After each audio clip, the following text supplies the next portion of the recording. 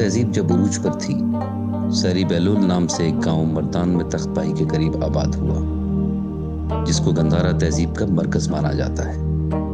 इसके मशरिक में Indus valley, शुमाल की तरफ हिंदू कुश के पहाड़ और जुनूब में जीटी रोड था, जो पहाड़ों से होता हुआ टेक्सला और पंजाब तक जाता था। सरी बेलूल गांव इस वक्त के बादशाह बेलूल के नाम से मशहूर हुआ।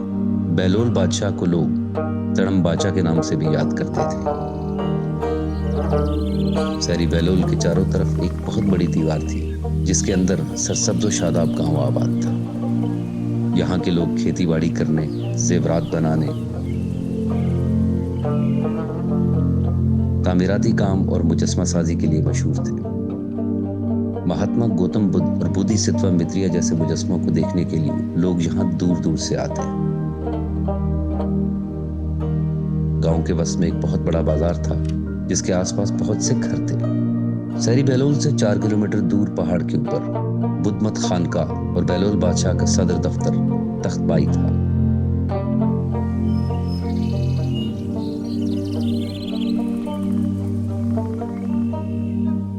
जहां पर साधु पढ़ने लिखने के साथ साथ इबादत करते थे और बुद्धा की तालीमात को बाकी लोगों तक पहुंचाते थे। सरी बेलूल में बने मुजस्मे तख्तपाई लाकर बेलूल बादशाह की निगरानी में लगाए जाते थे। सरी बेलूल में मुख्तलिफ मज़ाहिब के लोग खुशी और अमन से जिंदगी बसर कर रहे थे। लेकिन एक दिन बेलूल बादशाह ने हुक्म जारी किया कि गांव के हर घर से रोजाना शाम को एक फर्द खाना तख्तपाई लेकर आएगा। और यूं बेलूल बादशाह के हुक्म पर साधु गांव के घरों से खाना इकट्ठा करने लगे।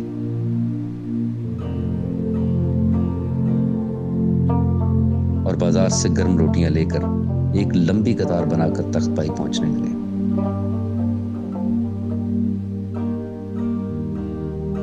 लेकिन गांव के कुछ लोगों का यह ख्याल था कि बादशाह ये गर्म रोटियां अपने लिए मंगवाता है, सो उन्होंने फैसला किया, आज के बाद हम बादशाह को रोटी नहीं देंगे, और बेलूल बादशाह को तुड़म बाचा पुकारने लगे।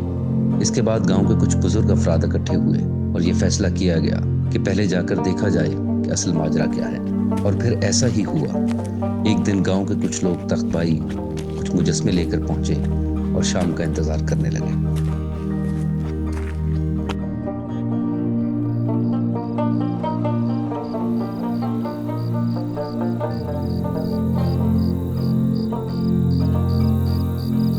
शाम हुई तो क्या देखते हैं कि बेलूल बादशाह पहले खुद अपने हाथों से साधुओं को गर्म रोटी देता और जो आखिर में बच जाती वो खुशी से खुद खाता।